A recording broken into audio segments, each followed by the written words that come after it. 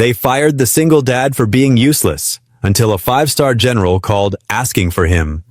And in that split second, the man everyone mocked went from losing his job to uncovering a truth so powerful it left his whole town stunned and speechless. Before we get into the story, comment below where in the world you are watching from today. The morning sun hadn't yet burned through the fog as Caleb Morgan knelt beside the conveyor line, his weathered hands steady on the wrench. The familiar scent of machine oil and metal filled the air as he made the final adjustments to the bolt. His knees protested as he stood up, but he ignored the discomfort, just like he ignored the heaviness in his eyes from staying up late helping Eli with his algebra homework. Around him, the factory hummed with its usual morning rhythm, the whir of machinery, the clang of metal, and the murmur of voices. But today, those voices carried an edge of anxiety. Caleb couldn't help overhearing fragments of worried conversations about the new automated systems that kept breaking down. "Did you hear about Line 3? Whispered Mary from packaging as she passed by. "Complete shutdown yesterday. They say the robots can't handle the variable load." Caleb wiped his hands on the rough cloth of his work pants, trying not to think about how the shiny new machines in the corner stood idle, their programming glitches still unsolved. He'd offered to learn how to maintain them, had even started reading manuals at home after Eli went to bed, but so far, his requests for training had gone nowhere. The overhead fluorescent lights flickered, casting harsh shadows across the concrete floor. Tommy, a young worker who often sought Caleb's advice, hurried past with an unusual tension in his shoulders. He barely met Caleb's eyes. "Morgan!" Dan Huxley's sharp voice cut through the factory noise. The supervisor stood at the entrance to his office, his pressed shirt and polished shoes a stark contrast to the workers' worn uniforms. "My office, now!" Caleb's stomach tightened, but he kept his face neutral as he made his way across the factory floor.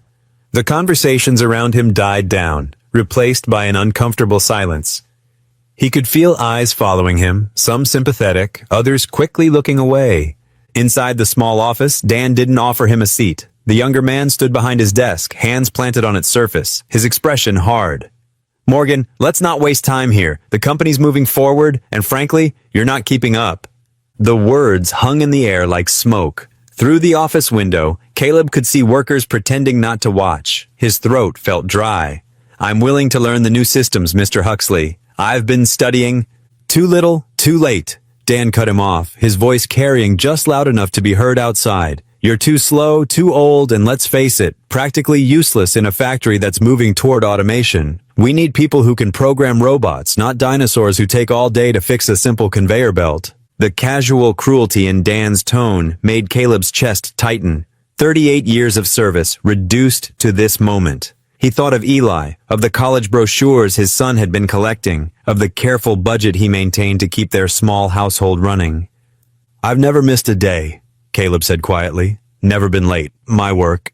"Your work belongs in the last century." Dan pulled out a manila envelope.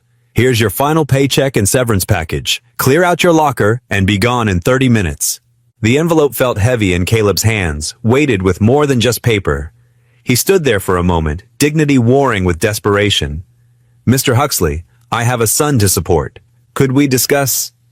"Discussion's over, Morgan. Security will escort you out if you're not gone in 30 minutes. Dan had already turned to his computer, dismissing Caleb's existence.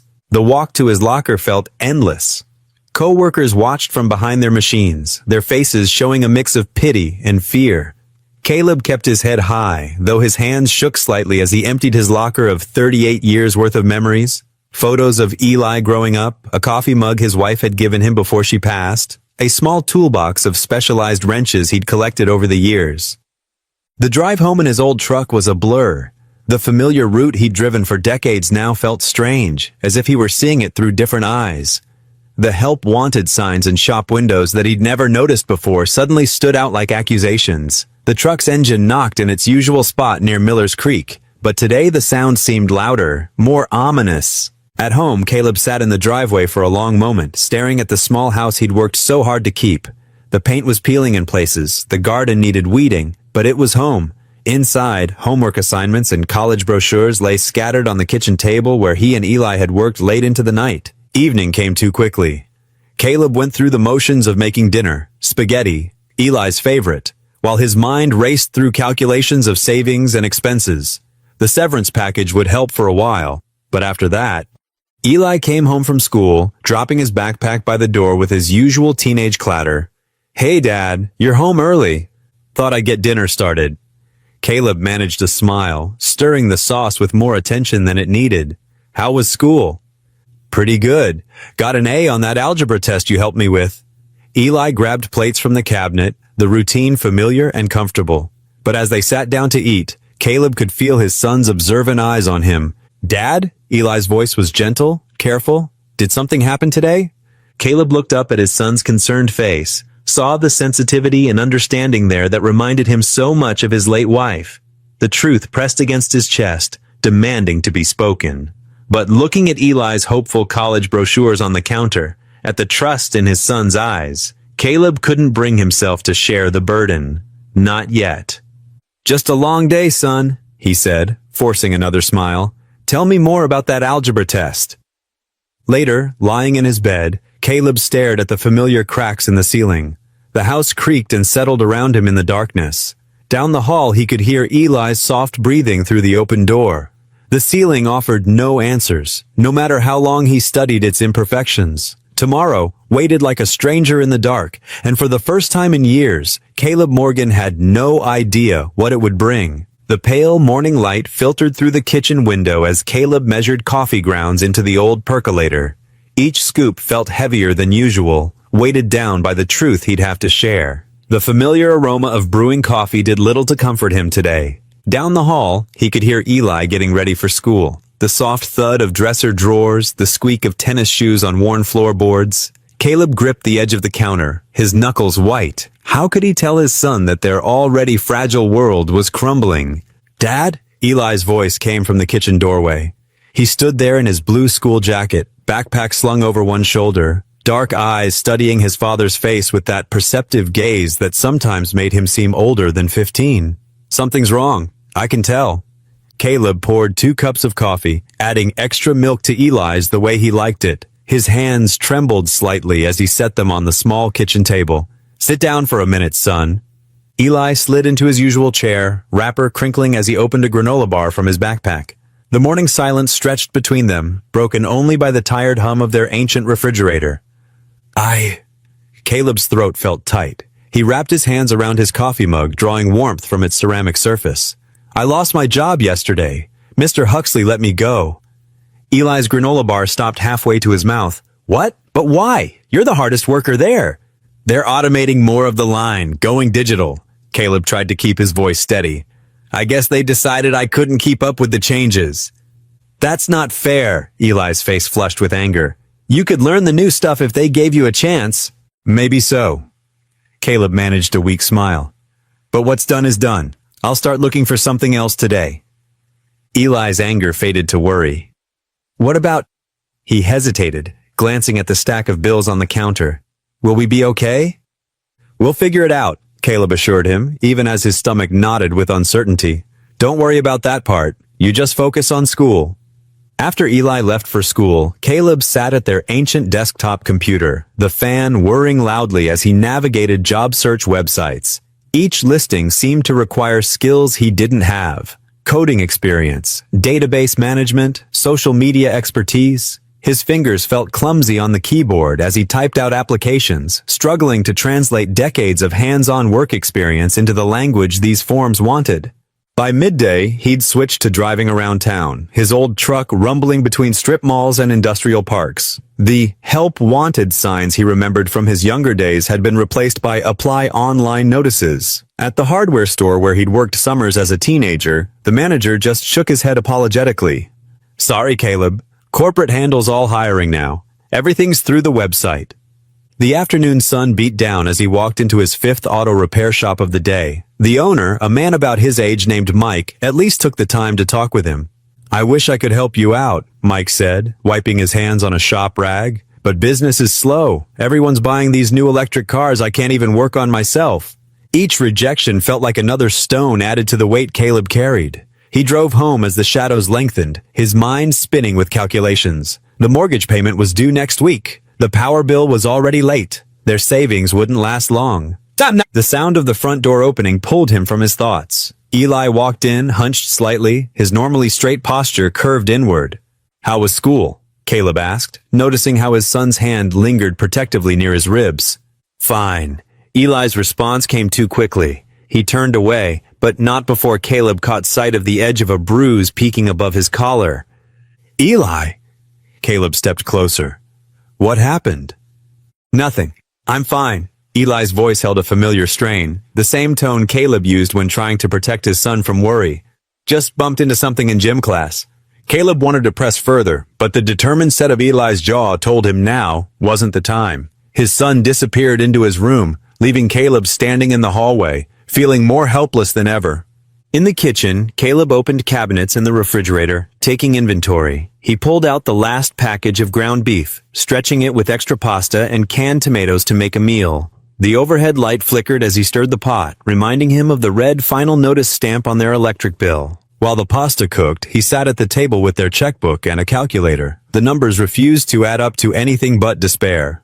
Even if he found a new job tomorrow, the gap between now and his first paycheck loomed like a canyon he couldn't cross. The pasta was bland, but neither of them complained. Eli pushed his food around his plate, wincing slightly when he reached for his water glass. The kitchen light flickered again, casting shifting shadows across their small table. Later, lying in his bed, Caleb stared at the familiar cracks in the ceiling. The house creaked and settled around him, sounds he usually found comforting now seeming to echo his failures. He'd promised Sarah before she died that he'd take care of their son. How could he protect Eli when he couldn't even keep the lights on?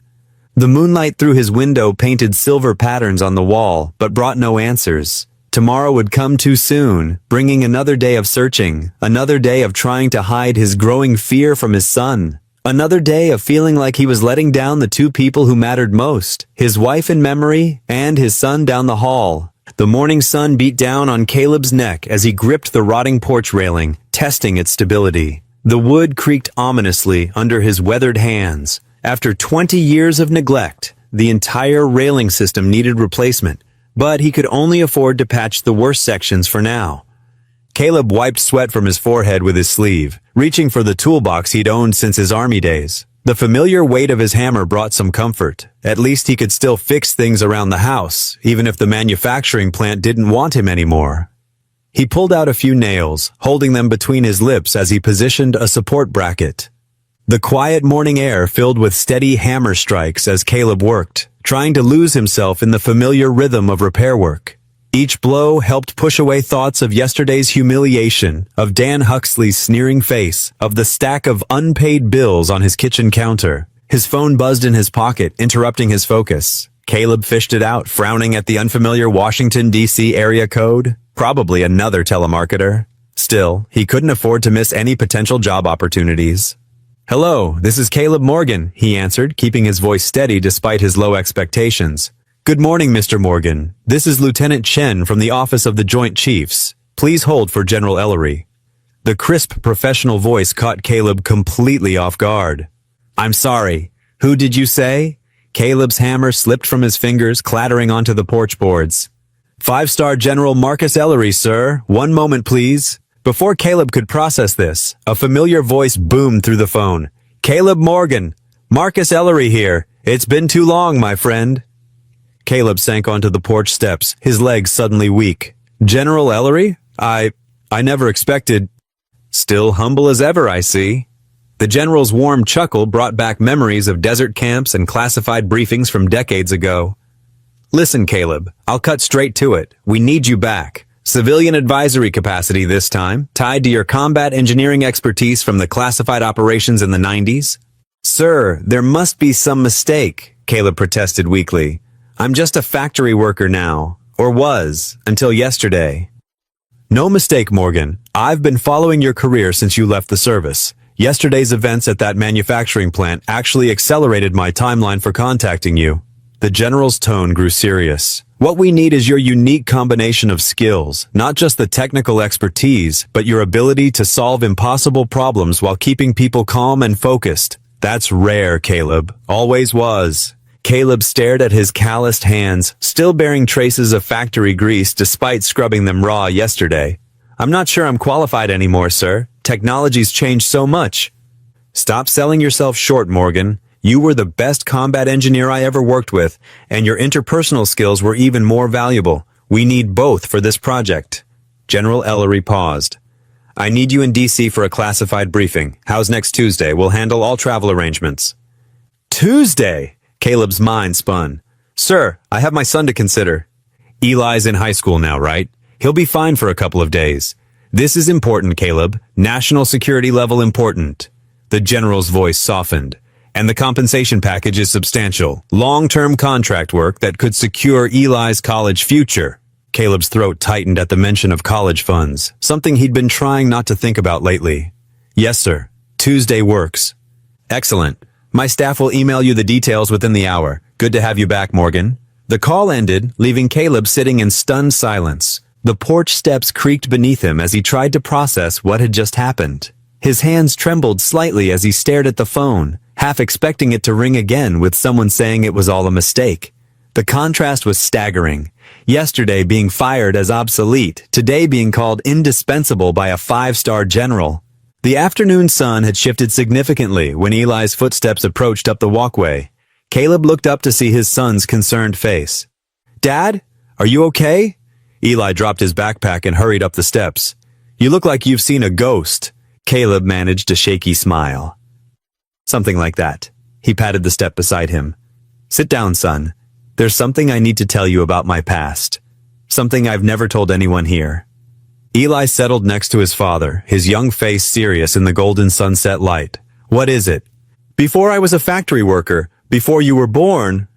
Caleb took a deep breath.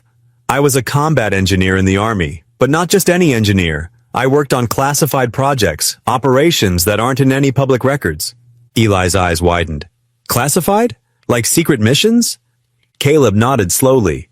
"The general who just called me, he was my commanding officer back then, and now he says they need me again, as a civilian advisor." He turned to face his son fully. "I know this is a lot to take in. It means I'll have to go to Washington next week for a briefing." "All this time," Eli shook his head in wonder.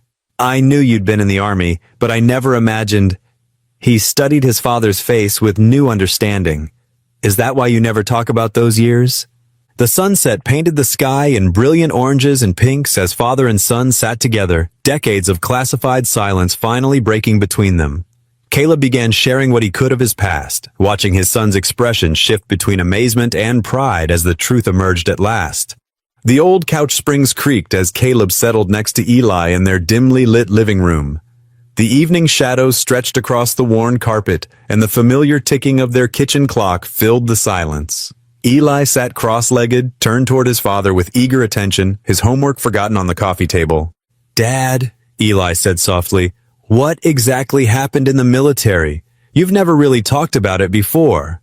Caleb's hands trembled slightly as he clasped them in his lap. The memories he'd kept locked away for decades pressed against his mind, demanding to be acknowledged. He took a deep breath, stealing a glance at his son's earnest face. "It was in Iraq," he began, his voice barely above a whisper. "I was part of a combat engineering unit. We were supposed to clear routes, make sure they were safe for our troops to travel." He paused, running a hand through his gray hair. "One day, we got word that a platoon was pinned down in a small town. The whole area was rigged with IEDs, improvised explosive devices." Eli leaned forward, his eyes wide. "Like bombs?" "Yes, son, very sophisticated ones." Caleb's voice grew stronger as the memories sharpened. "The platoon was trapped. They couldn't move forward or backward without risking those explosives. Enemy fire was coming from multiple directions." The kitchen clock continued its steady rhythm as Caleb gathered his thoughts. "I volunteered to go in, had to crawl most of the way, checking every inch of ground. The sound of gunfire was constant, but I knew if I didn't reach them." His voice trailed off. "What happened then, Dad?"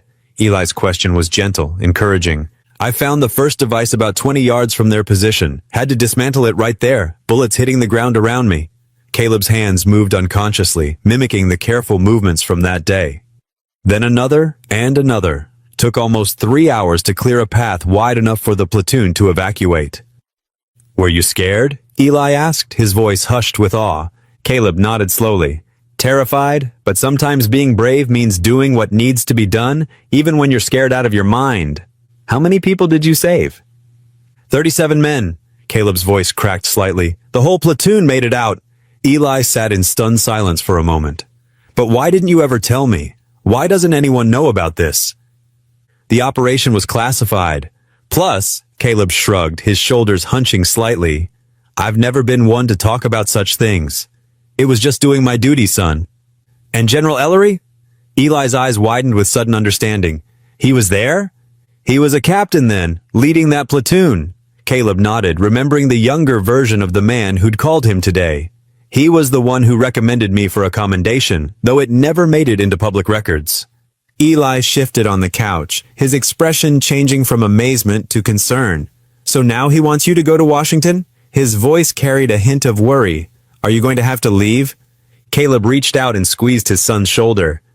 Nothing's decided yet, Eli. The general just wants to talk. That's all I know for sure. But what if... Eli hesitated, picking at a loose thread on his jeans. What if they need you again, like before? Hey, Caleb said softly, turning to face his son fully. Look at me. He waited until Eli's eyes met his. You're my priority now. Whatever happens, whatever they offer, I won't make any decisions without thinking about what's best for us, for you. Promise? Promise. Caleb pulled Eli into a tight hug, feeling his son's tension slowly release. Later that night, after helping Eli with his remaining homework and their usual bedtime routine, Caleb stood in his son's doorway. The boy was already half asleep, his face peaceful in the soft glow of his bedside lamp. Dad? Eli mumbled sleepily. Yes, son? I'm proud of you for what you did back then. His words were slightly slurred with exhaustion. You're like a real hero. Caleb's throat tightened. Get some sleep, buddy. We'll talk more tomorrow. After Eli's breathing evened out into the rhythm of sleep, Caleb made his way to the kitchen table. He pulled out the wrinkled paper where he'd hastily scribbled down the details from General Ellery's call. The Pentagon number seemed to stare back at him accusingly.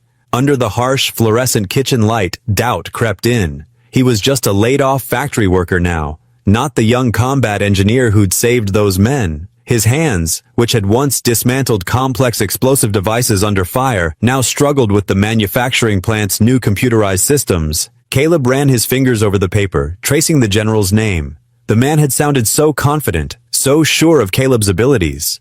But how could he be what they needed? He could barely provide for his own son, let alone serve his country again. The kitchen clock ticked away the minutes as Caleb sat there, trapped between the weight of his past accomplishments and his present insecurities. The paper with the general's information blurred slightly as exhaustion set in, but sleep felt impossibly far away. Tomorrow's uncertainty loomed large in the quiet house, while the memory of Eli's proud smile warred with the fear in his eyes at the thought of his father leaving. Morning sunlight streamed through the windshield of Caleb's old pickup truck as they drove down the familiar route to Eli's school. The truck's engine hummed steadily, providing a gentle backdrop to their quiet ride. Caleb glanced at his son, catching the slight wince that crossed Eli's face as he adjusted his backpack against the seat. You okay there, buddy? Caleb asked, his voice gentle with concern. Yeah, just slept wrong, Eli mumbled, but his eyes darted away too quickly.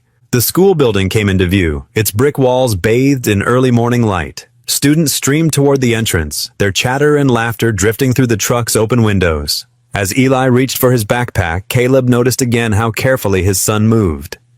Have a good day, Caleb said, trying to keep his voice steady despite his growing worry. I love you. Love you too, Dad. Eli managed a small smile before disappearing into the crowd of students. Caleb waited until Eli was safely inside before pulling away from the curb. He parked in a quiet spot near the local park, took out his phone, and dialed the number General Ellery had left. His heart hammered as the call connected. Morgan, the general's warm voice came through clearly. I was hoping to hear from you. General Ellery, sir, I needed to know more about the position. Of course, papers rustled in the background. The role would require regular travel to various bases, typically 2 weeks per month. We'd cover all expenses, naturally. Caleb's throat tightened. 2 weeks monthly, sir? I know it's significant, Ellery acknowledged. But Caleb, this isn't just about your engineering expertise. We need someone who can teach our young officers about moral courage under pressure. Someone who leads by quiet example. Your actions in Iraq, they weren't just about technical skill. I was just doing my job, sir. No, Morgan, you showed extraordinary character that day. That's what we need now. Before Caleb could respond, his phone beeped with another incoming call. He glanced at the screen and his stomach clenched. Dan Huxley's number. "Sir, could I call you back? There's another call I should take." "Of course. Take your time considering the offer, Morgan, but not too long." Caleb switched calls, his jaw tightening. "Hello?" "Hey, old-timer," Dan's mocking voice came through. "Just checking how the job hunt's going. Found anyone willing to hire a dinosaur yet?" Caleb's free hand gripped the steering wheel. "Is there something you need, Dan?" "Just making sure you're not spreading stories about why you were let go. Wouldn't want people thinking it was anything but your own shortcomings." "I haven't said anything to anyone," Caleb replied quietly, though his chest burned with anger. "Keep it that way." The call ended abruptly. Caleb sat in silence, Dan's words echoing in his head. The phone felt heavy in his hand as he thought about General Ellery's offer. The position would mean real income, respect, purpose, but 2 weeks away from Eli each month. At home that afternoon, Caleb sorted through the mail, his hands stilled on a red-marked envelope. Inside, the utility company threatened service disconnection if the overdue balance wasn't paid within 5 days. The amount made his head spin. Evening arrived too quickly. Caleb stirred a pot of pasta, one of their cheaper meals, while Eli set the table. Steam rose from their bowls as they sat down, the kitchen quiet except for the clink of forks. "So," Caleb began carefully, "I wanted to talk about that job offer from General Ellery." Eli pushed his pasta around his bowl. "Oh, yeah? It would mean some traveling, 2 weeks each month." Caleb watched his son's face closely. "But the pay would be good, and it's important work." That's great, Dad." Eli's voice was flat, his eyes fixed on his bowl.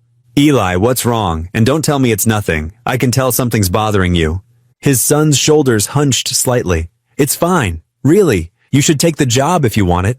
But Caleb saw the tension in his son's face, the careful way he held himself, and knew with certainty that Eli was hiding something important, something that made the prospect of his father's absence even more difficult than it should be. Caleb stood outside Eli's bedroom door, his hand hesitating over the worn wood. The hallway's single bulb cast long shadows across the faded carpet, matching the darkness that had settled in his heart. Something was wrong with his boy, and he couldn't wait any longer to find out what. He knocked softly. "Eli, can we talk?" Silence stretched for a moment before Eli's quiet voice came through. "Sure, Dad." Caleb opened the door to find Eli sitting cross-legged on his bed, a textbook open but clearly unread. The desk lamp cast a warm glow across his son's face, highlighting the worry lines that no 15-year-old should have. "Mind if I sit?" Caleb asked, gesturing to the edge of the bed. Eli nodded, closing his book and setting it aside. His shoulders hunched forward protectively, a posture Caleb had noticed more and more lately. "Son, I know something's bothering you." Caleb kept his voice gentle. "And I think it's more than just worry about my job situation. Talk to me?" Eli's fingers twisted in his bedspread, his eyes fixed downward. "It's nothing, Dad. Really. That wince when you moved your backpack this morning? That wasn't nothing." Caleb reached out, placing his weathered hand over his son's fidgeting ones. "And I've noticed the way you've been carrying yourself, like you're trying to disappear." The dam broke. Eli's lower lip trembled and tears welled in his eyes. "I didn't want to tell you," he whispered. "You've got enough to deal with." "Hey now," Caleb said, moving closer. "Nothing is more important to me than you. Nothing." Eli took a shaky breath. "It's these guys at school. They've been—" He swallowed hard. "They've been saying things, doing things." "What kind of things?" Caleb felt his stomach tighten. "They call me names because Mom was Asian, make stupid jokes." Eli's voice grew smaller. "Push me around in the hallways when teachers aren't looking." Caleb's heart cracked. "How long has this been going on?" "A few months, but it got worse after," Eli hesitated. "After they found out you lost your job." The crack in Caleb's heart widened to a chasm. "What do you mean?" "Their parents work at the plant too. They say you're—" Eli's voice caught. "They say you're useless, worthless, that we'll probably end up homeless." A sob escaped. "I tried not to listen, Dad. I tried to be strong like you." Caleb pulled his son into his arms, feeling Eli's tears soak into his shirt. His boy, his bright, kind, beautiful boy, had been carrying this weight alone, trying to protect him. "I'm so sorry, Eli," Caleb whispered, his own voice rough with emotion. "I'm so sorry you've been dealing with this by yourself." I didn't want to make things harder, Eli said between hiccups. You were already so worried about money and everything. I thought I could handle it. Look at me, Caleb said gently, pulling back to meet his son's tear-stained face. You never have to handle anything alone. That's not what family means. But you're always taking care of me, Eli protested. I wanted to be strong for you too. You are strong, Caleb said firmly. But being strong doesn't mean suffering in silence. It means having the courage to ask for help when you need it. They sat together in the quiet room, the weight of revelations settling around them. Caleb's mind raced with the implications of what he'd learned. The Pentagon job offer loomed larger now, more complicated than ever. Dad, Eli's voice was small. Are you going to take that job, the one the general offered? The question hit Caleb like a physical blow. The position would mean financial security, a chance to use his skills again, to reclaim his sense of purpose. But it would also mean leaving Eli alone for 2 weeks out of every month, alone to face the bullies, the cruel words, the physical intimidation. I don't know yet, son, Caleb answered honestly. But whatever decision I make, we'll make it together. No more carrying burdens alone, either of us. Eli nodded against his chest. I'm scared, he admitted. But I'm also proud of you. What you did in the army, saving all those people, you're not worthless, Dad. You never were. Caleb hugged his son tighter, his heart full of love and aching with the weight of the choice before him. They talked for a while longer, making plans to speak with the school administration, discussing ways to handle the bullying. When Eli finally drifted off to sleep, Caleb tucked the blanket around him just as he had when Eli was small. Later, Caleb sat alone on the front porch, listening to the chorus of frogs in the distance. The night air was cool against his face, carrying the scent of approaching autumn. Stars dotted the black Virginia sky, silent witnesses to his turmoil. Lord, he whispered into the darkness, I need your guidance now more than ever.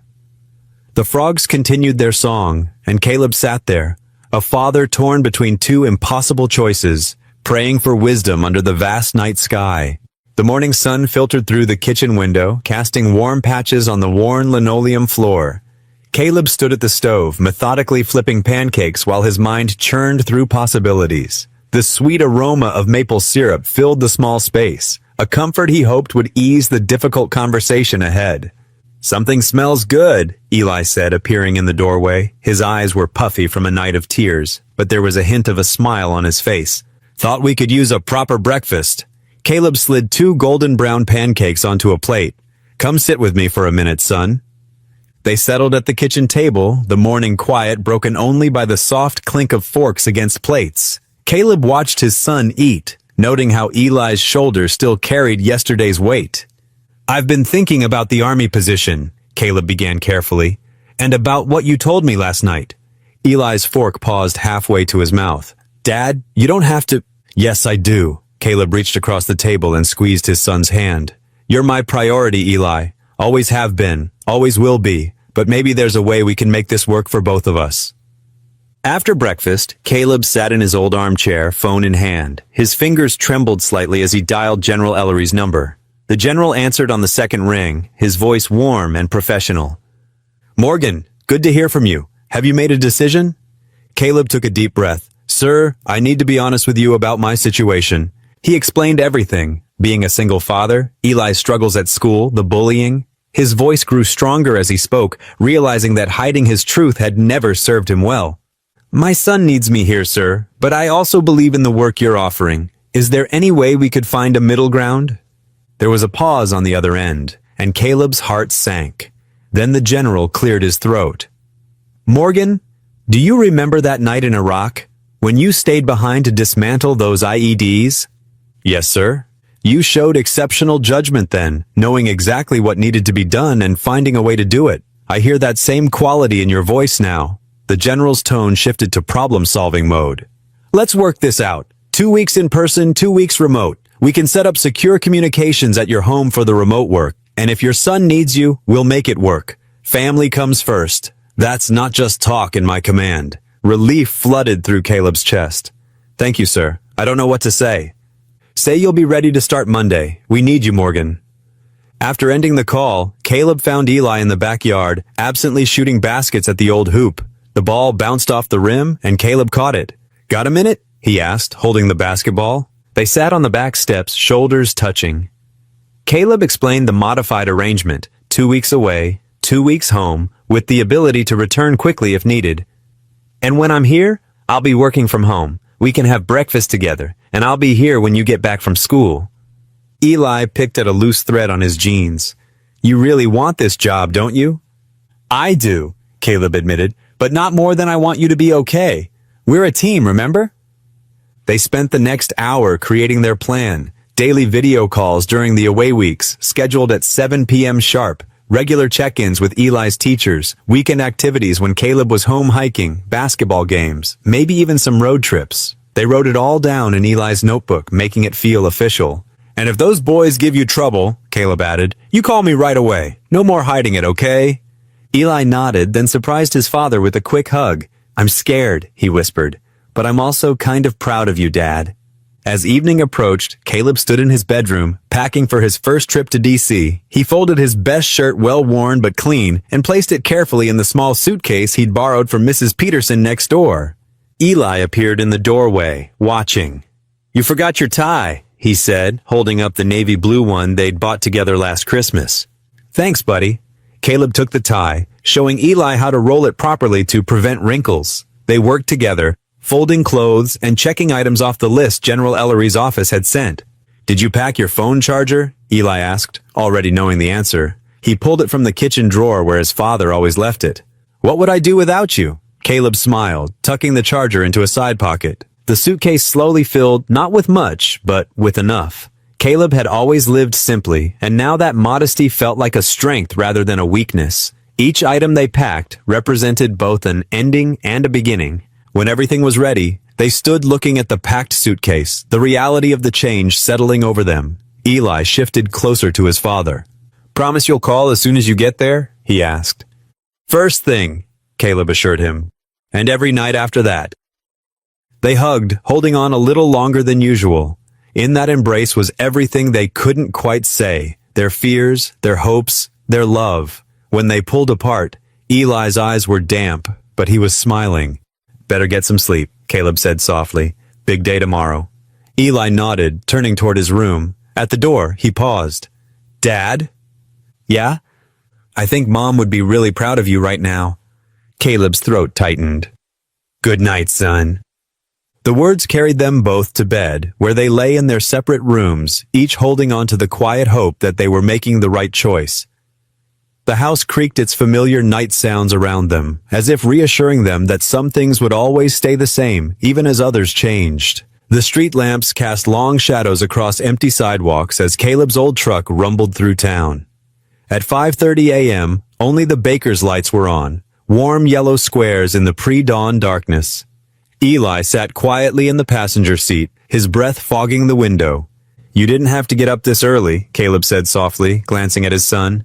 Yeah, I did. Eli's voice was thick with sleep but determined. They pulled into the bus station parking lot, tires crunching on gravel. The station's fluorescent lights buzzed overhead, making everything look harsh and unfamiliar. A few other travelers waited on benches, clutching coffee cups and looking bleary-eyed. Caleb hefted his suitcase from the truck bed, surprised when Eli reached for it. I've got it, Dad. They walked together to the waiting area, their footsteps echoing in the quiet morning. The old clock on the wall ticked steadily toward departure time. Neither spoke much. Everything important had already been said the night before. Got your ticket? Eli asked, breaking the silence. Caleb patted his jacket pocket. Right here. Got your house key? Yeah. Eli fingered the key hanging from his neck on a leather cord. Mrs. Peterson said she'd check on me tonight. The bus pulled in right on schedule, its diesel engine rumbling through the station. Passengers began gathering their belongings, forming a line near the door. Caleb stood, straightening his jacket. Remember! They both started at the same time, then laughed. You first, Caleb said. Remember to eat something besides coffee for breakfast. Eli tried to sound stern, just like his father did. And you remember to lock up at night, Caleb countered, pulling his son into a tight hug. I love you, buddy. Love you too, Dad. Caleb boarded the bus, finding a window seat near the middle. Eli stood on the platform, hands in his pockets, looking younger than his years. As the bus pulled away, he raised one hand in a wave. Caleb watched through the window until his son became a small figure, then disappeared entirely. The journey to DC stretched long, giving Caleb too much time to think. Fields and forests rolled past his window while doubt crept into his mind.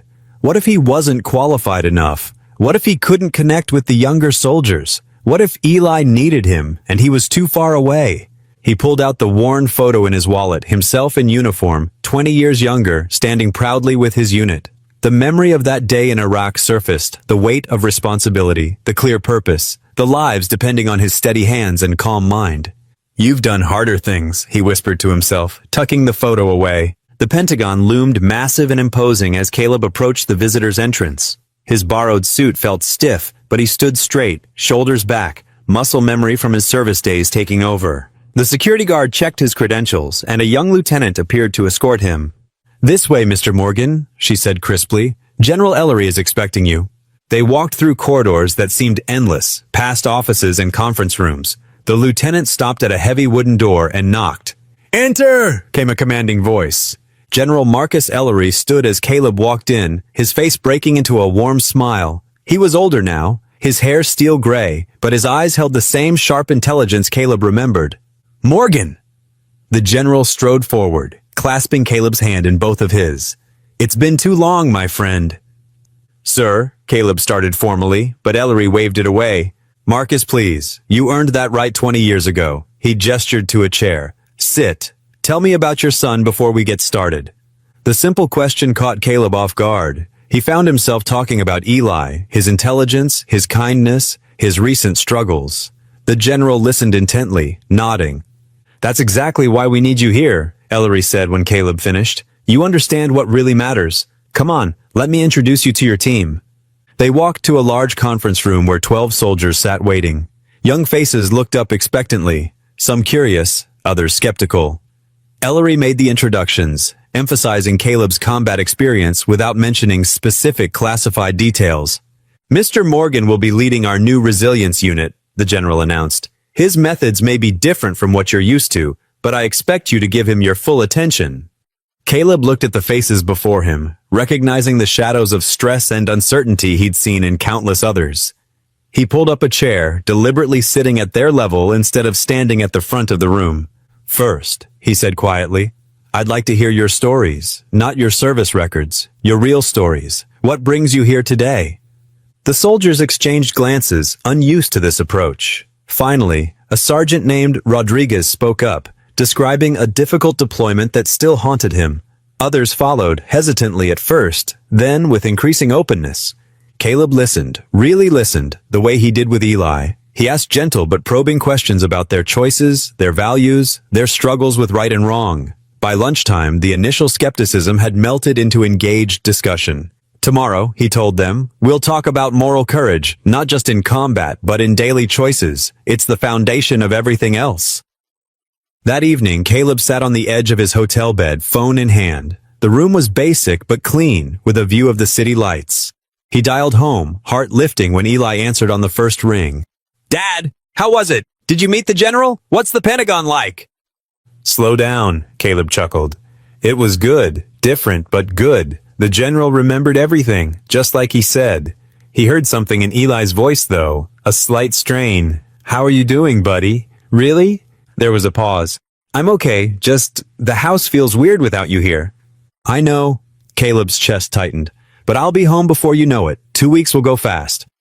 'Yeah,' Eli's voice brightened slightly. 'Mrs. Peterson brought over lasagna, and I did all my homework.' 'That's my boy.' Caleb glanced at the clock. 'Get some sleep, okay? I'll call tomorrow night, same time.' 'Promise?' 'Promise. Love you, son.' 'Love you too, Dad.' Caleb held the phone for a moment after hanging up, listening to the unfamiliar city sounds outside his window.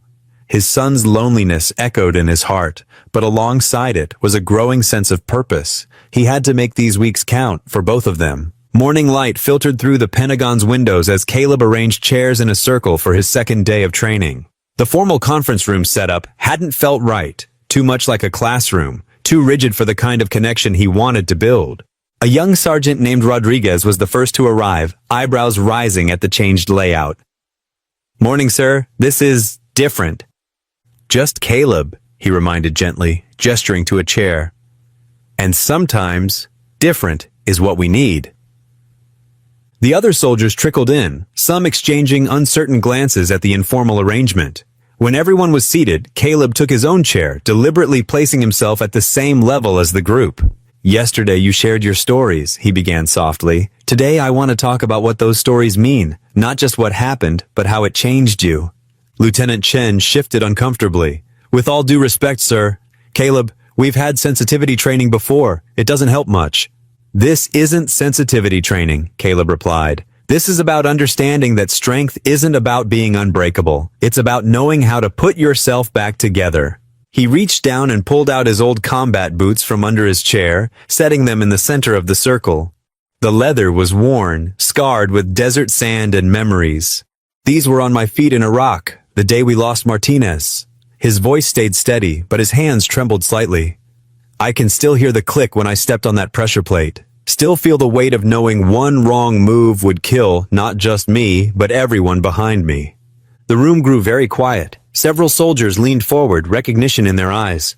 "We're taught to compartmentalize," Caleb continued. "Lock it away and move forward. But those boxes we put things in, they leak, and pretending they don't just makes the cracks bigger." For the next 3 hours, the circle became a space of raw honesty. Sergeant Williams spoke about the nightmares that kept him from sleeping. Corporal Torres admitted she couldn't handle crowds anymore. Lieutenant Chen revealed he hadn't spoken to his family in months, ashamed of his anger issues. Caleb listened, guided, and shared his own struggles. By lunchtime, the rigid military postures had softened. Several soldiers lingered afterward, asking questions or just wanting to talk more. Meanwhile, back in Virginia, Eli walked into the local Veterans Center after school. The old building smelled of coffee and wood polish, with faded flags hanging on the walls. A few older men sat playing cards, while others worked on a puzzle near the window.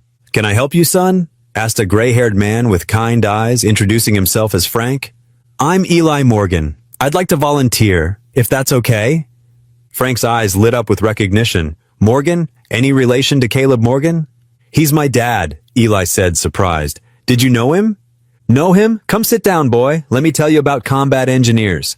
For the next hour, Eli listened as Frank and other veterans shared stories about the crucial role combat engineers played. They spoke of cleared minefields, rebuilt bridges, and lives saved through quick thinking and steady hands. "Your father's generation," Frank explained, "they were something special, had to think fast and work slow at the same time. One mistake could cost dozens of lives." Another veteran, Bill, nodded. "Combat engineers were our guardian angels. We couldn't move without them clearing the way first." Eli helped sort donated supplies as they talked, feeling a growing pride in his father's service. The veterans treated him like family, sharing snacks and asking about school.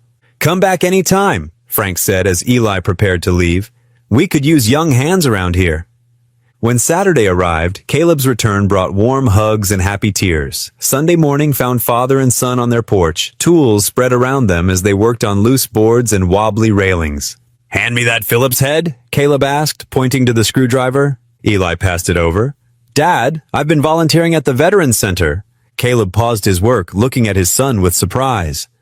"They told me about combat engineers," Eli continued, hammering a nail with careful strikes, "about how important you are. They're good men down there," Caleb said softly. "Been thinking of visiting myself." They worked in comfortable silence for a while, the rhythm of their tools creating a peaceful melody. The autumn air was crisp, carrying the scent of fallen leaves and fresh wood. "I'm proud of you, Dad," Eli said suddenly, "not just for the army stuff, for everything." Caleb had to blink back tears, focusing on the board he was replacing. "I'm proud of you too, son. More than you know." As evening approached, they sat on their newly repaired porch, sharing hot cocoa in their favorite mugs. Steam rose in the cooling air as they watched the sunset paint the sky in brilliant oranges and pinks. "Tell me about DC," Eli said, pulling his knees up to his chest. Caleb described the training sessions, careful to respect confidentiality but sharing the impact of connection and understanding. Eli listened intently, asking thoughtful questions. "It's like what you did for me," Eli observed. "Listening, really listening." Caleb smiled, wrapping an arm around his son's shoulders. They sat together as stars began appearing in the darkening sky, their cocoa warming their hands, their hearts feeling closer than they had in years. Monday morning arrived with a golden sunrise painting the Morgans' modest kitchen in warm light. Caleb stood by the front door, his small duffel bag packed for another week in Washington. The weight of leaving felt different this time, lighter somehow, though still significant. Eli emerged from his room wearing his favorite blue hoodie, his dark hair still slightly messy from sleep. "Did you pack your phone charger this time, Dad?" he asked with a gentle smirk, referring to last week's forgotten essential. "Right here." Caleb patted his jacket pocket, managing a smile. "And extra socks, too." They shared a quiet breakfast of toast and eggs, the kitchen clock ticking steadily in the background. Caleb noticed Eli seemed more at ease than during his first departure, though concern still lingered in his son's eyes. "Remember what we agreed on?" Caleb asked, rinsing their plates. "Call every night at 8, Eli nodded. "And I'll stay at the Veterans Center until 6 when Mrs. Thompson can drive me home." They embraced by the door, Caleb holding his son tight. "I'm proud of you, buddy. So proud." The bus ride to DC passed quickly this time, Caleb reviewing his notes for the upcoming sessions. The Pentagon's imposing structure no longer intimidated him as it had the week before. Familiar faces greeted him in the hallways, offering respectful nods. In the training room, Caleb's approach continued to evolve. He arranged chairs in a circle rather than rows, creating an environment of equality and openness. The soldiers, initially resistant to this informal setup, gradually relaxed as Caleb shared stories from his own experiences. "Leadership isn't about having all the answers," he explained, his quiet voice carrying conviction. "It's about having the courage to face the questions together." During a particularly powerful session on Wednesday, Caleb spoke about integrity during combat situations. A young lieutenant had her phone out, discreetly recording as Caleb described the moment he'd chosen to stay behind to disarm explosives while others evacuated. "We don't make these choices for recognition," he said, his words resonating deeply. "We make them because they're right, because sometimes being human means standing firm when everything inside you wants to run." The video spread through internal channels, reaching commanders and staff across different divisions. General Ellery watched it in his office, a proud smile crossing his face. He made several calls that afternoon. On Thursday morning, Caleb arrived to find the training room transformed. A small podium stood at the front, and several high-ranking officers lined the walls. General Ellery stepped forward, his presence commanding attention. "Staff Sergeant Morgan," he announced formally, using Caleb's old rank. "Your actions 20 years ago saved 16 lives, including my own. Today, we acknowledge that courage officially." Caleb stood awkwardly as Ellery presented him with a civilian service medal, his hands trembling slightly as he accepted it. The room erupted in applause, but it was the genuine respect in the soldier's eyes that moved him most deeply. Back home, Eli navigated his school days with growing confidence. His time at the Veterans Center had given him a new perspective on strength. It wasn't about confrontation, but resilience. Still, he carefully planned his routes between classes, avoiding the gym corridor where the worst bullying had occurred. During lunch breaks, he'd find quiet spots to read the texts his father sent, simple messages about the day's activities, or gentle reminders to stay strong. Each one made him stand a little taller. Thursday evening found Caleb in his hotel room, the service medal resting on the bedside table. He dialed home at exactly 8 o'clock, smiling when Eli answered on the first ring. "Hey Dad, how was today?" Caleb described the ceremony briefly, downplaying its significance as he always did, but Eli caught the emotion in his voice. "That's amazing, Dad. Really amazing. I wish I could have seen it." "How about you, buddy? How's school?" "Better," Eli said, and Caleb could hear the truth in it. "The veterans at the center taught me this cool breathing technique for when I'm stressed. And Mr. Martinez showed me pictures from when he was a combat engineer too." They talked for nearly an hour, their conversation flowing easier than ever before. As they prepared to say goodnight, Eli's voice grew serious. "Dad, I want you to know I'm proud of you, for everything." Caleb sat back in his hotel chair, emotion welling up in his throat.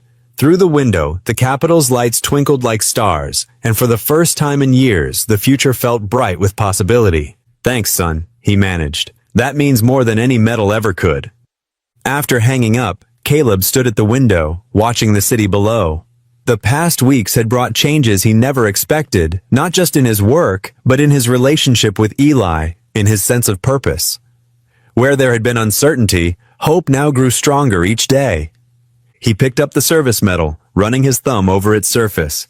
The recognition felt good, but Eli's words echoed in his mind. worth more than any official honor. Tomorrow would bring new challenges, but tonight, Caleb Morgan felt truly hopeful for what lay ahead. Caleb stood before the mirror in his hotel room, adjusting the collar of his best blue dress shirt. His weathered hands smoothed down the fabric, pausing over his heart where his old service medals would soon be pinned. Through the reflection, he watched Eli sprawled on the hotel bed, already dressed in his Sunday best, typing excitedly on his phone. "The guys at the Veterans Center are so excited, Dad," Eli said, grinning. "Mr. Jenkins and the whole crew made it to D.C. They're waiting in the Pentagon lobby right now." Caleb's throat tightened with emotion. The veterans had pooled their resources to make the trip, refusing to miss his moment of recognition. "Those old troublemakers," he said softly, his voice rough with gratitude. The ceremony room at the Pentagon buzzed with activity. Rows of chairs filled with soldiers in dress uniforms, their brass buttons gleaming under the lights. General Ellery stood at the podium, his 5 stars catching the light as he described the classified mission from decades ago. When their platoon was pinned down by enemy fire, the general's voice carried clear and strong. Combat Engineer Morgan crawled through active combat to disarm multiple explosive devices. His actions that day saved 37 American lives, including my own. Caleb felt Eli's hand slip into his, squeezing tight. In the front row, the veterans from their hometown sat tall and proud, Mr. Jenkins dabbing at his eyes with a handkerchief. "It is my great honor," General Ellery continued, "to finally present Combat Engineer Caleb Morgan with the Distinguished Service Cross, recognizing his exceptional valor in the face of extreme danger."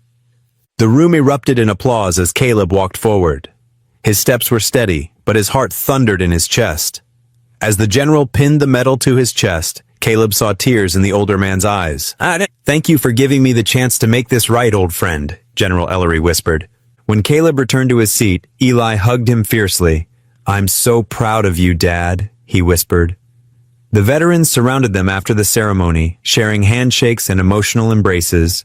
The drive home that evening was filled with quiet joy. Eli couldn't stop touching the medal, carefully preserved in its velvet box. They stopped at a rest area just outside their hometown, the sky darkening toward dusk. "I'll be quick," Eli said, heading for the restroom while Caleb filled the truck with gas. 5 minutes passed, then 10. Unease crept into Caleb's stomach. "Eli?" he called out, walking toward the restroom building. No answer.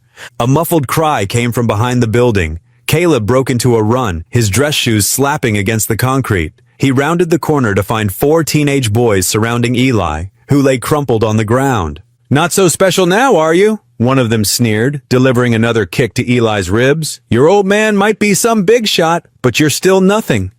"Get away from my son!" Caleb's voice boomed across the parking lot. The boys scattered like startled deer, but the damage was done. Eli's face was bloody, his new dress shirt torn.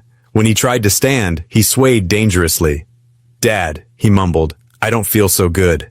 His eyes rolled back as he collapsed. Caleb caught him before he hit the ground, his heart racing with terror. He gathered Eli in his arms, this precious boy who seemed suddenly so small, and ran for the truck. The nearest hospital was 15 minutes away. He made it in 10. The emergency room lights were harsh and unforgiving as doctors whisked Eli away for examination.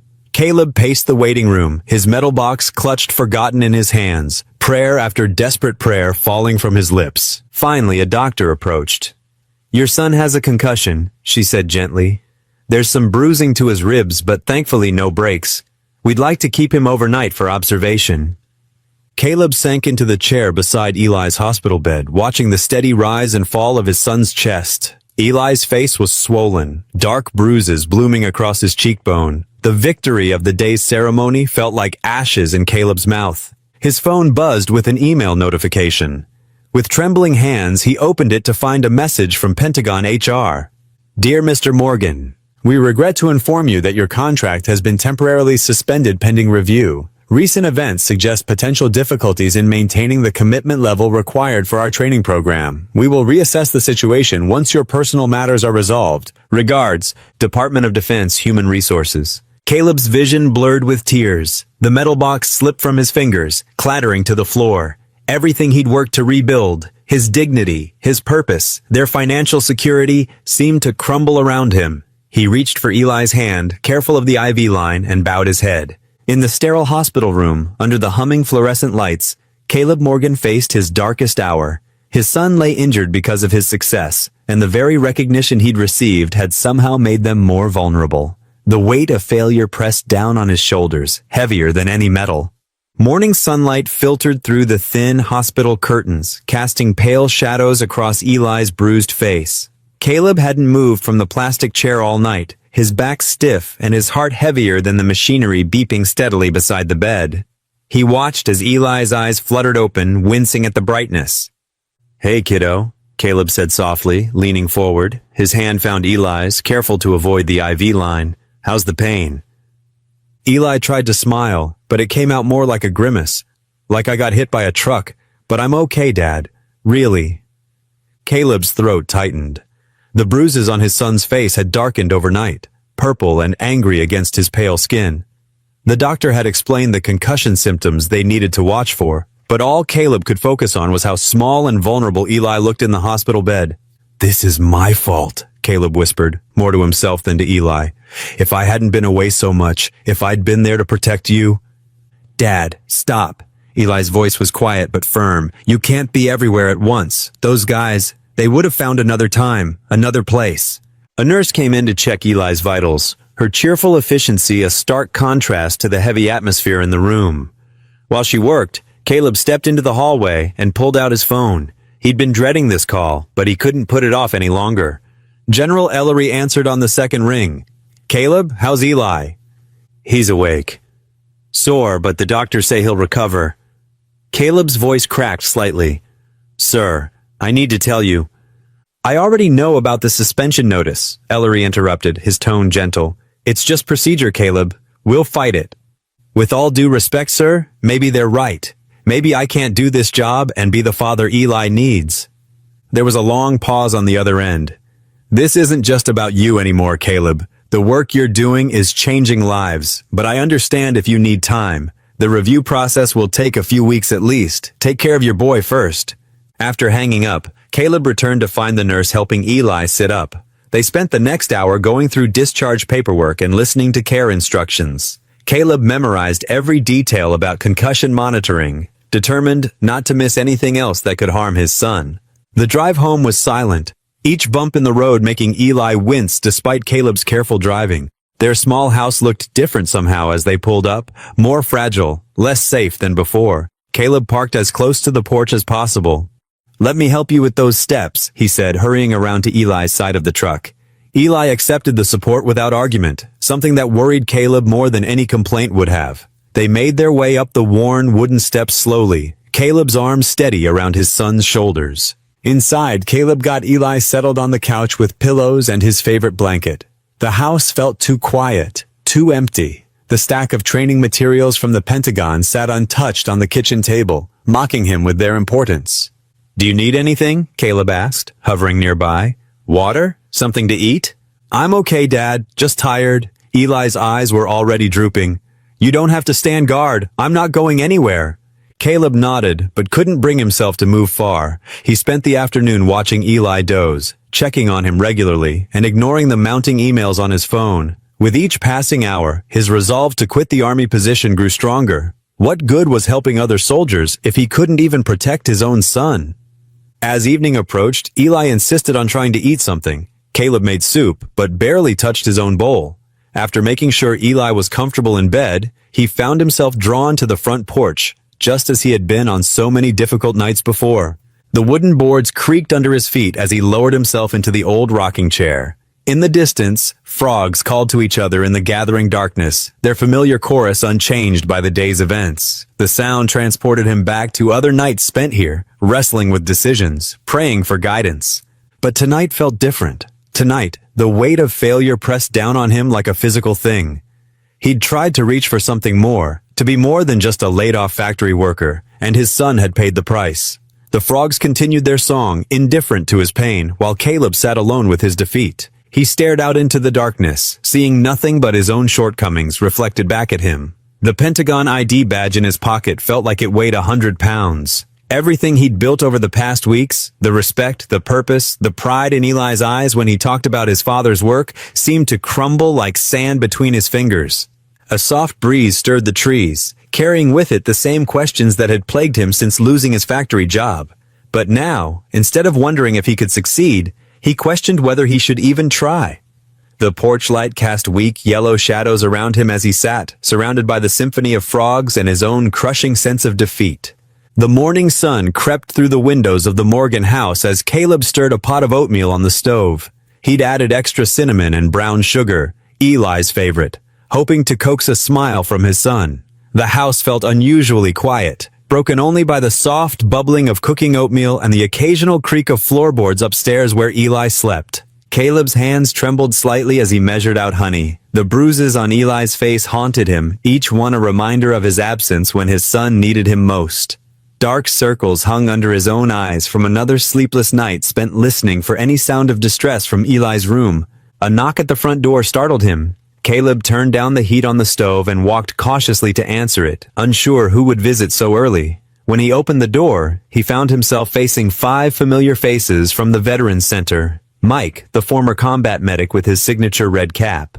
Tom, who walked with a slight limp. Sarah, who'd served as a logistics coordinator. And brothers James and Pete, both former infantrymen. "Morning, Caleb," Mike said softly, holding up 2 full grocery bags. "Thought you might need some supplies." "We heard about Eli," Sarah added, her kind eyes full of concern. She carried another bag filled with fresh fruit and vegetables. Caleb's throat tightened as he stepped back to let them in. "You didn't have to—" "Yes, we did," Tom interrupted firmly, limping past with more groceries. "That's what family does." The veterans moved efficiently through Caleb's kitchen, putting away groceries and taking stock of what else might be needed. James noticed the oatmeal starting to bubble and quietly adjusted the heat, while Pete pulled out extra bowls in case Eli woke up hungry. "Sit down, Caleb," Sarah insisted, guiding him to a kitchen chair. "You look dead on your feet." Mike pulled up another chair across from Caleb. "Remember that time in Baghdad when our whole unit got pinned down by that sniper?" he asked, his voice carrying across the kitchen. "We were stuck there for hours until this guy," he gestured at Caleb, "figured out how to get us all to safety without losing a single person." Tom nodded, leaning against the counter. "That wasn't in your classified files, was it? But we remember. Just like we remember how you taught the newer guys to spot IEDs, saving God knows how many lives."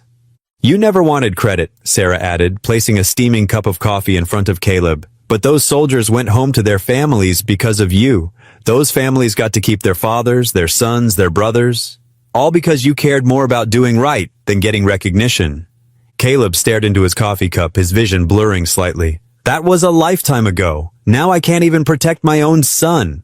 "Bull," James said firmly. "You're protecting him by showing him how to stand up again after getting knocked down. That's what you taught all of us." The phone rang, interrupting the conversation. Caleb checked the caller ID. It was General Ellery. "Take it," Pete encouraged. "We'll keep an eye on things." Caleb stepped into the living room, answering the phone with a tired, "Hello, sir." "Drop the sir, Caleb," General Ellery's warm voice came through. "This isn't an official call. This is Marcus checking on his friend." "I'm thinking of quitting the program," Caleb admitted quietly. "Eli needs me here." "Listen to me," Marcus said, his tone gentle but firm. "Remember what you told that young lieutenant in Fallujah? The one who froze up after losing 2 men? You said leadership isn't about never falling. It's about how you get back up and help others rise with you." Caleb sank into his armchair, remembering that day clearly now. That was different. "No, it wasn't," Marcus insisted. "You're facing the same choice now. You can retreat or you can show Eli and everyone else how to face hardship with dignity and courage. That's why we need you in this program. Not just for your engineering skills, but for moments exactly like this." From the kitchen, Caleb could hear the veterans talking quietly amongst themselves, their presence filling his home with warmth he hadn't realized he'd been missing. The smell of coffee and oatmeal wafted through the air, making the house feel more like home than it had in days.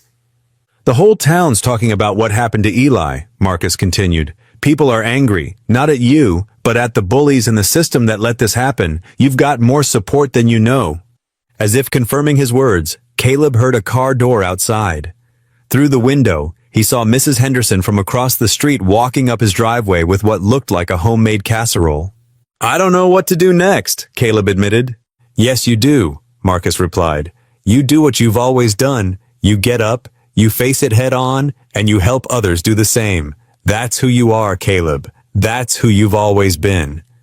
After ending the call, Caleb returned to the kitchen where the veterans had been joined by Mrs. Henderson and two other neighbors. They moved around his kitchen with purpose, organizing meals, discussing plans to help with Eli's schoolwork while he recovered, and sharing stories that reminded Caleb of who he was beyond his current struggles. Standing in his living room, watching these people who refused to let him face this alone, Caleb felt something shift inside him. The weight of the past few days didn't disappear, but it became more bearable. These weren't just visitors bringing groceries. They were warriors who understood sacrifice, parents who knew the fear of failing their children, neighbors who believed in community. For the first time since Eli's attack, Caleb didn't feel like he was drowning. The support surrounding him wasn't just about groceries or casseroles. It was about reminding him that he wasn't alone in this fight.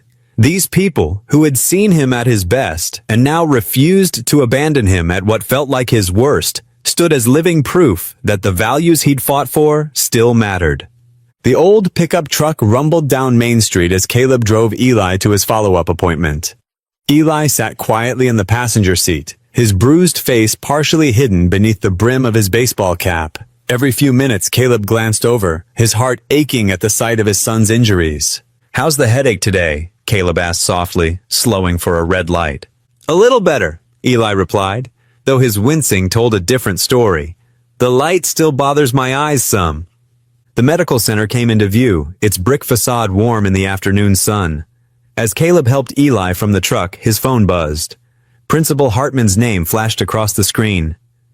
"Mr. Morgan," she said when he answered, her voice carrying an unusual note of concern. "Could you come by the school after Eli's appointment? There have been some developments we need to discuss." Inside the medical center, Dr. Chen examined Eli carefully, checking his pupils and asking about his symptoms. "The concussion is healing," she said, making notes in his chart. "But you'll need to take it easy for at least another week. No screens, no reading for long periods." Eli nodded, his shoulders slumping slightly at the news. After the appointment, they drove to the high school. The hallways were empty and quiet, their footsteps echoing against the lockers. Principal Hartman met them at her office door, her usual stern expression softened with genuine concern. "Please come in," she said, gesturing to the chairs across from her desk. "First, Eli, how are you feeling?" "I'm okay," Eli mumbled, settling carefully into his seat. Principal Hartman folded her hands on her desk. "Mr. Morgan, I want you to know, we take what happened very seriously. The community outrage has been significant and justified. We've identified the students responsible for attacking Eli." Caleb straightened in his chair. "You have?" "Yes. Security footage from the rest stop, plus several witness statements, gave us clear evidence. The 3 boys involved have been suspended pending further investigation. Their parents have been notified, and the police are involved now." She pulled out a folder. "We're implementing mandatory counseling for the offenders, and they'll face serious consequences for their actions. Additionally, we're reviewing our anti-bullying policies and increasing staff training." Eli spoke up quietly. What about when I come back?" Principal Hartman's expression softened further. "We're putting additional safety measures in place, Eli. You'll have a faculty mentor you can go to any time, and we're arranging your schedule to minimize contact with these students."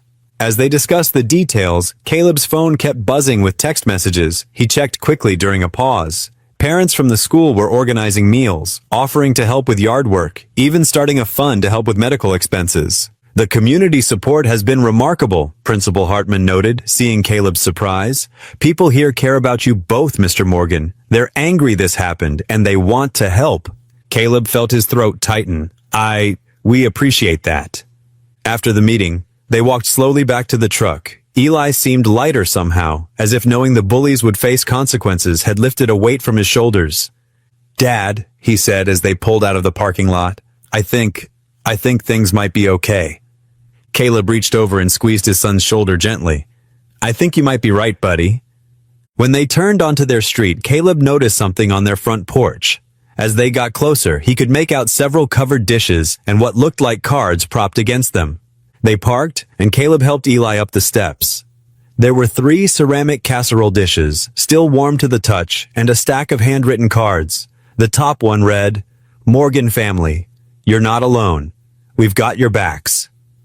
Caleb picked up one of the dishes, breathing in the smell of home-cooked food. His vision blurred slightly as he read the notes attached to each container. Chicken and rice casserole from the Hendersons, lasagna from the Williams family, apple pie from Mrs. Chen at the corner store. The cards were filled with messages of support, offers of help, and words of encouragement. One included a gift card for groceries. Another had a check to help with medical expenses. Eli picked up one of the cards, reading it slowly. "Dad, look at this one."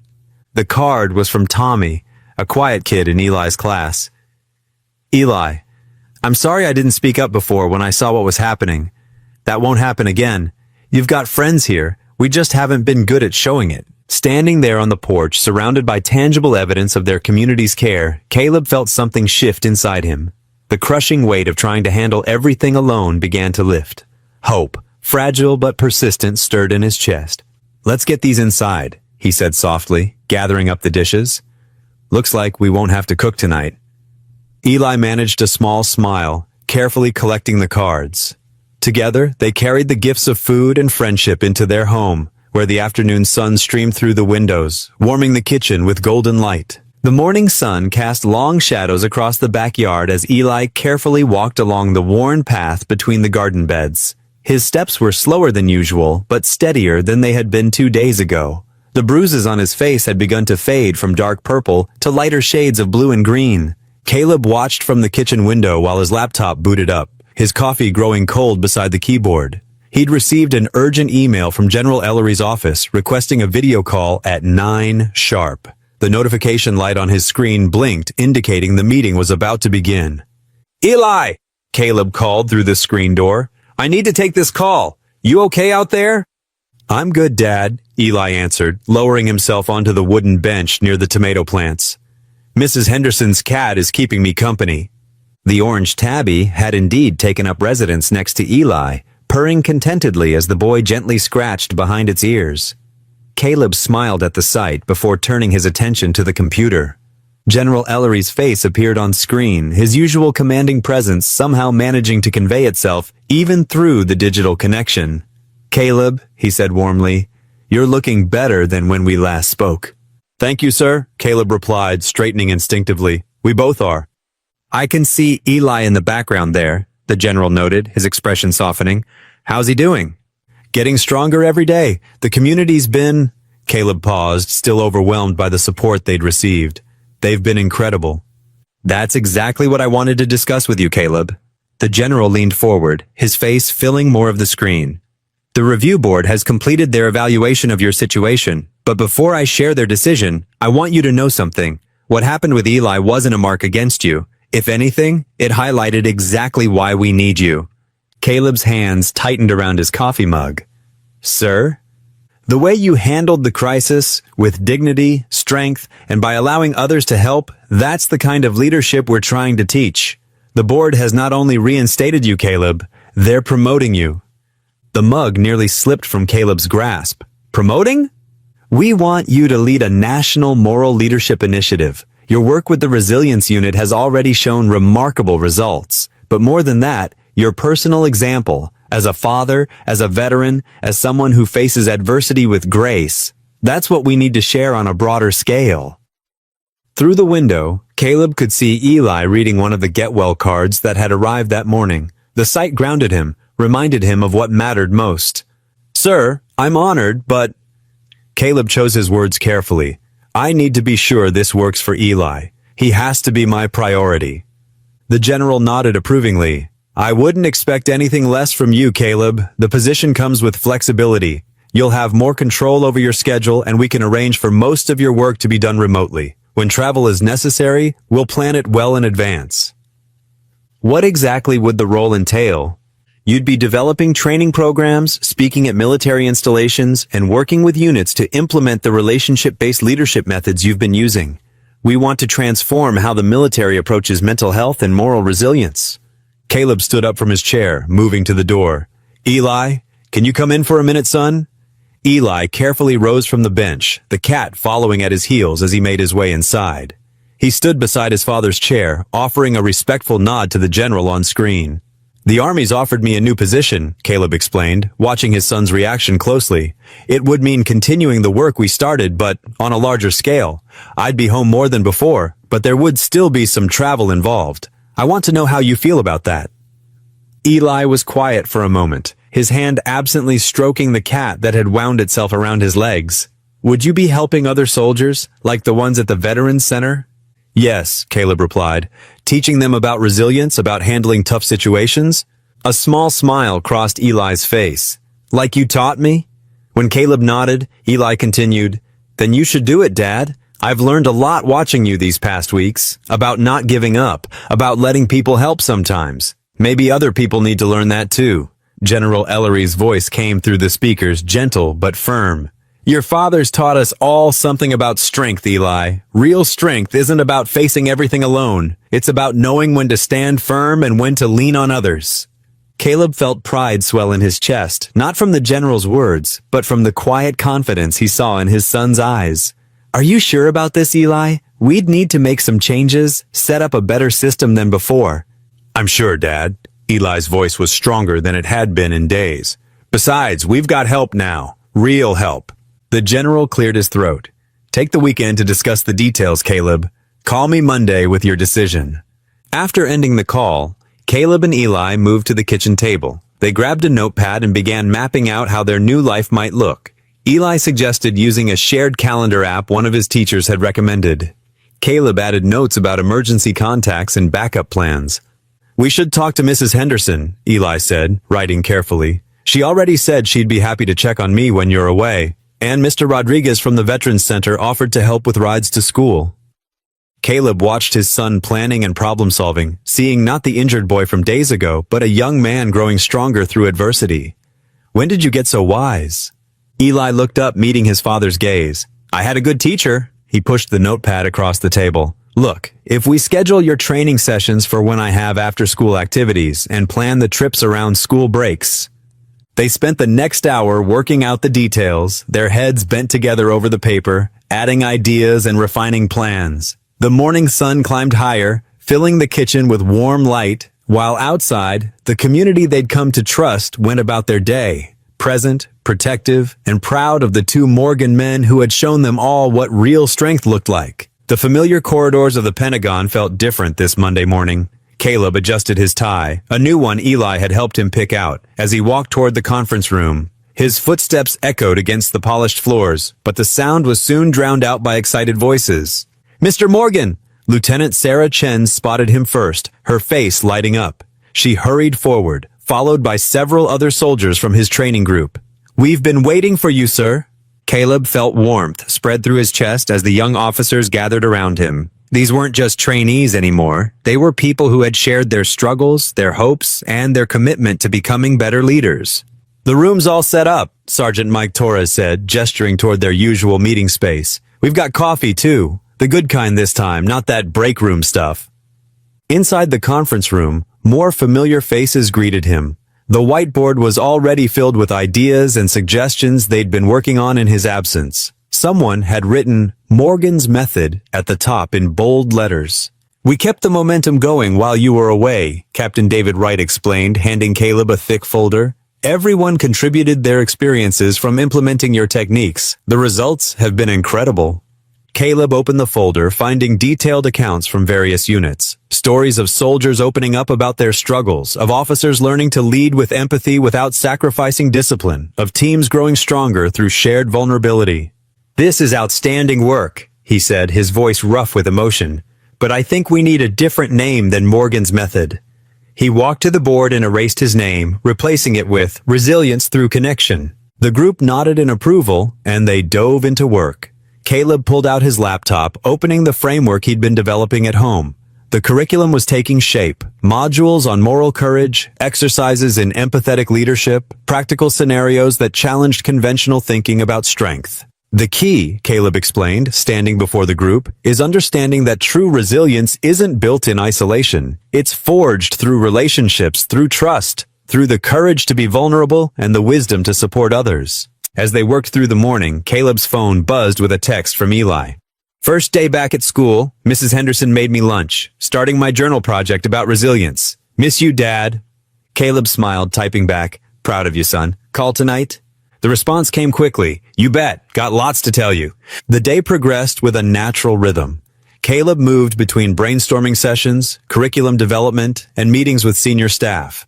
His approach was resonating beyond the initial training group. Officers from other departments stopped by to observe, taking notes and asking questions. During lunch, Lieutenant Chen shared how she'd used Caleb's techniques with her platoon. "One of my soldiers was struggling with anxiety," she explained. "Instead of pushing him harder like I might have before, I listened, really listened. He's doing better now, and the whole unit is stronger for it." The afternoon focused on structuring the national program. Caleb drew from his own experiences, both military and personal, to create exercises that would challenge traditional notions of leadership while respecting military discipline. "Compassion isn't weakness," he told the group as they refined the training modules. "It's the foundation of true strength. When we understand that, we can build teams that don't just endure, they thrive." At 4 o'clock, Caleb received another text from Eli. "Started writing about you in my journal. Teacher says it's powerful stuff. Can I read it to you tonight?" "Wouldn't miss it for anything," Caleb replied, feeling a surge of pride. The work continued until early evening. As the sun began to set, casting long shadows through the Pentagon's windows, Caleb gathered his materials. The day's progress exceeded his expectations, not just in terms of the curriculum development, but in witnessing how deeply his message had already taken root. Back in his hotel room, Caleb spread the day's work across the desk. The program was taking shape, a comprehensive approach to building resilient leaders through emotional intelligence, moral courage, and genuine human connection. It wasn't just about preventing breakdowns or managing stress. It was about fostering growth through understanding and support. His laptop chimed with an incoming video call from Eli. Caleb clicked to answer, and his son's face filled the screen, looking energized despite the late hour. "Dad, wait till you hear what I wrote." Eli held up his journal, excitement clear in his voice. "It's about how you taught me that asking for help isn't weakness. It's actually really brave." As Eli read his entry aloud, Caleb listened intently, moved by his son's insights. The journal entry captured their journey together, highlighting how they'd both grown stronger by learning to lean on their community and each other. After saying goodnight to Eli, Caleb returned to reviewing the program drafts. The papers spread before him represented more than just a training curriculum. They were a roadmap for transformation, both for the military and for the individuals within it. He picked up a document titled Core Principles and read through the points they'd refined today. Looking at these principles, Caleb felt profound gratitude. Just weeks ago, he'd thought his career and his sense of purpose were over. Now, here he was, helping shape the future of military leadership, all while growing closer to his son. He carefully organized the papers into his briefcase, ready for tomorrow's sessions. The hotel room was quiet except for the soft hum of the air conditioning, but Caleb's mind was full of the day's voices, the enthusiastic discussions, the shared insights, and most importantly, his son's proud words. As he prepared for bed, Caleb noticed a handwritten note that had slipped from one of the folders. It was from Sergeant Torres. "Your story inspired us, Mr. Morgan, but it's your humanity that taught us. Thank you for showing us what real strength looks like." The late afternoon sun painted the National Veterans Memorial in warm golden light, casting long shadows across the manicured grounds where hundreds of white folding chairs had been arranged in precise rows. The chairs faced a simple wooden podium that stood beneath fluttering American flags, their red, white, and blue fabric dancing in the gentle breeze. The seats were filled with a remarkable mix of dress uniforms adorned with ribbons and medals, casual civilian clothes, and everything in between. Veterans of all ages had gathered alongside families, community leaders, and curious townspeople who had made the journey to witness this historic moment. Caleb sat on the stage in a metal folding chair, his hands clasped tightly in his lap, as General Ellery stood at the podium making the introductions. The general's voice carried clearly across the gathering, but Caleb found it difficult to focus on the words. His heart hammered against his ribs, and his palms felt damp despite the cool autumn air. He had faced down explosive devices under enemy fire, but somehow this moment felt more terrifying than any battlefield he had ever known.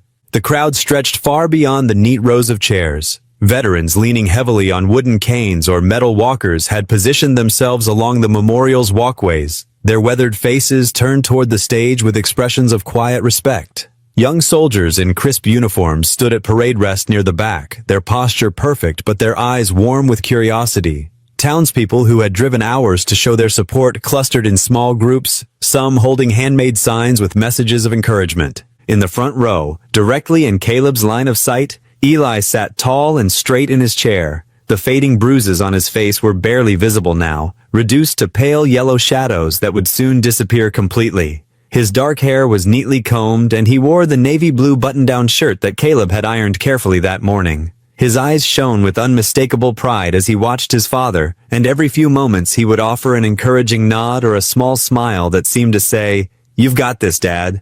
When General Ellery called his name, Caleb rose slowly from his chair. His legs felt unsteady beneath him, but he managed to walk the few steps to the podium without stumbling.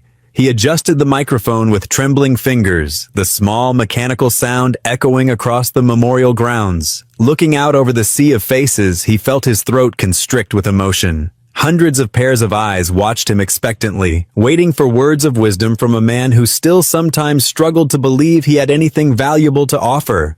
Then his gaze found Eli's face in the front row. His son's encouraging smile was like a warm hand on his shoulder, steadying him and reminding him of all the reasons he was standing there. The tightness in his chest began to ease, and the words that had seemed so elusive suddenly began to flow. "When I was younger," Caleb began, his voice soft but surprisingly clear as it carried across the memorial, "I thought heroism meant running into danger without hesitation, dismantling bombs under enemy fire, saving lives in those dramatic moments that make headlines and earn medals." He paused, letting his gaze sweep across the diverse gathering before him. Veterans nodded in recognition, understanding exactly what he meant. But life has taught me something different. Life has shown me that true courage often looks much quieter than that, much more ordinary on the surface. A gentle breeze rustled through the memorial's flags, creating a soft whisper of fabric that seemed to punctuate his words. The afternoon sun continued its slow descent, painting everything in that magical golden hour light that photographers dream about. Caleb felt some of his nervousness fade as he settled into the rhythm of speaking, his voice growing more confident with each sentence. "Real heroism," he continued, "is the single parent working 2 jobs to keep food on the table, coming home exhausted but still helping with homework. It's the veteran fighting invisible battles long after coming home, struggling with memories that won't fade but still showing up for family and community. It's the teenager who faces down cruelty and bullying with dignity intact, who chooses kindness even when the world seems determined to make them bitter." His eyes met Eli's briefly, and he saw his son's chin lift with quiet pride. It's everyone who gets back up when the world tries to convince them they're not enough. They're too old. They're disposable. Near the back of the crowd, partially hidden behind one of the memorial's white stone pillars, stood Dan Huxley. The factory supervisor had arrived late, slipping into the gathering without fanfare or announcement. His usual swagger was completely gone, replaced by an uncertain shifting from foot to foot, as he listened to words that seemed to cut straight through his defensive armor. His weathered face showed the dawning recognition of how terribly wrong he had been about the man he had once dismissed as a washed-up old-timer. The shame was visible in the way his shoulders sagged, the way his eyes couldn't quite meet the stage. "We talk about sacrifice in terms of dramatic moments," Caleb said, his voice growing stronger and more passionate with each word. "The ultimate sacrifice, the heroic last stand, the moment of glory that gets remembered in history books. But sometimes the greatest sacrifice is simply showing up every day, doing what needs to be done, even when no one sees or understands the effort it takes. It's carrying on when everything feels impossible, when the bills pile up and the boss treats you like you're worthless and the kids at school make your child's life miserable." He gripped the edges of the podium gently, his knuckles showing white for just a moment. "And most importantly, it's reaching out to others when they're struggling, even if we're struggling ourselves. It's choosing to see the value in people that society wants to throw away." In the audience, scattered throughout the crowd like seeds of strength, sat several of the veterans who had brought groceries and support during Caleb's darkest days after the factory incident. Old Frank, with his Korean war cap, sat 3 rows back, nodding slowly. Maria from the VA office had taken time off work to attend, her nurse's uniform traded for a simple blue dress. Tom, whose arthritis made every movement painful, had positioned his wheelchair near the aisle where he could see clearly. Their presence formed an invisible web of connection and strength that seemed to emanate outward through the entire gathering. I stand here today, Caleb continued, his voice now carrying the confidence of a man who had finally found his purpose. Not because I'm special or extraordinary, but because people believed in me when I couldn't believe in myself. They saw value where others saw only weakness and age. They understood that growing older isn't a liability to be managed or a problem to be solved. It's a repository of wisdom earned through years of quiet perseverance, of getting knocked down and getting back up, of learning that real strength often comes disguised as gentleness. General Ellery listened from his seat on stage, his weathered face showing deep approval and something that looked very much like paternal pride.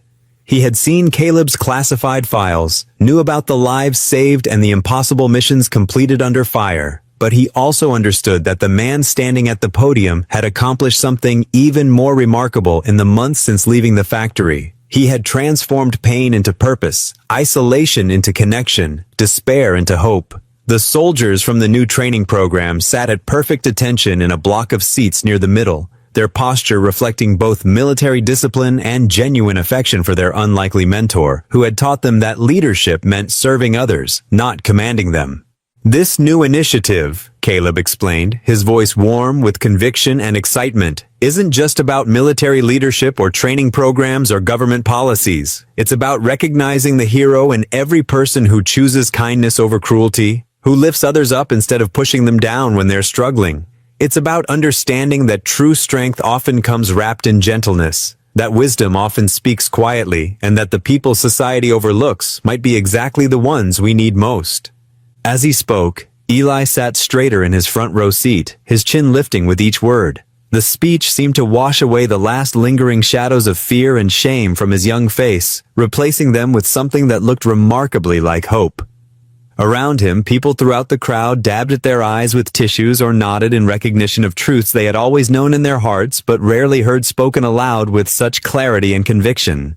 The memorial grounds had grown completely quiet except for Caleb's voice and the gentle rustling of flags in the breeze. Even the birds seemed to have paused their evening songs to listen. The golden afternoon light continued to shift and change, painting everything in warm honey tones that made the moment feel almost dreamlike in its beauty and significance. When Caleb finished speaking, stepping back from the podium with a small nod of completion, the silence stretched for several heartbeats. Then the applause began. Slowly at first, just a few people clapping, but it quickly built to a thunderous crescendo that seemed to shake the very ground beneath their feet. People rose from their chairs in a standing ovation that went on and on, the sound rolling across the memorial like waves against a shore. General Ellery approached the podium carrying an elegant leather folder containing Caleb's official appointment documents. The general's handshake was firm and warm, his smile genuine as he presented the folder that would formally launch the National Moral Leadership Initiative. The crowd's applause continued as photographers captured the moment for posterity, but Caleb barely noticed the cameras. His attention was focused on the faces in the audience, veterans who understood sacrifice, young people who needed hope, families who had struggled and endured. After the ceremony concluded and the formal presentations were complete, as the crowd began to slowly disperse into the gathering dusk, Caleb found Eli waiting at the bottom of the stage steps. His son's face glowed with pride and something else, a confidence that hadn't been there before, a sense of belonging to something larger than himself. Without words, they fell into step together, walking away from the podium and the lingering groups of well-wishers toward the memorial's reflecting pool. The setting sun painted the water in brilliant shades of orange and gold, their reflections walking beside them like echoes of infinite possibility. The pool was perfectly still, its surface like polished glass that captured not just their images but the entire sky above, creating a world within a world where earth and heaven seemed to meet. They stopped at the pool's edge, their hands finding each other naturally. The water rippled gently from the evening breeze, catching the last rays of daylight and scattering them in dancing patterns across the surface. In the distance, they could hear the gentle conversations of people making their way back to cars and buses, but here by the water, they might as well have been alone in the universe. "You know, Eli," Caleb said softly, his voice barely above a whisper but somehow carrying perfectly in the still air, "there's something I've learned through all of this, through losing the job, through the fear and the shame, through finding my way back to purpose." He squeezed his son's hand gently, feeling the strength in those young fingers. No matter what anyone says, no matter how the world tries to convince us otherwise, no one is ever useless. Every life, no matter how quiet or ordinary it seems, is meant for some kind of greatness. It might not be the kind that gets written about in newspapers or remembered in history books, but it's real and it matters. Eli leaned against his father's shoulder, their reflections merging in the golden water before them like two souls becoming one.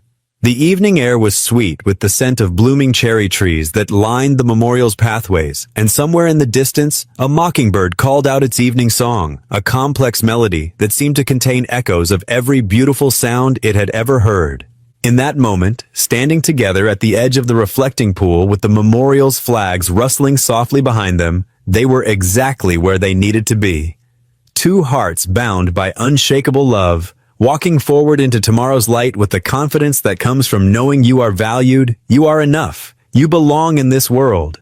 The challenges weren't over. There would still be difficult days, still be moments of doubt and struggle, but they would face them together, supported by a community that had chosen to see their worth when they couldn't see it themselves. Around them, the memorial grounds grew peaceful as the sun continued its descent, painting the sky in brilliant shades of promise that stretched from horizon to horizon. The gentle ripples in the reflecting pool caught the changing light, transforming ordinary water into liquid gold, much like how life's unexpected challenges had transformed their ordinary days into something precious and rare, something worth celebrating and remembering for years to come. In the growing twilight, father and son stood together in comfortable silence, their reflections shimmering in the golden water like a promise that tomorrow would bring new opportunities to make a difference, to choose love over fear, to be the heroes their community needed them to be. What would you do if you were in their place? Comment your answer below, and let's see how you'd rewrite the ending. If you enjoyed the story of Caleb Morgan, I handpicked the next story that you will enjoy. Please don't miss this one. Click here to watch it.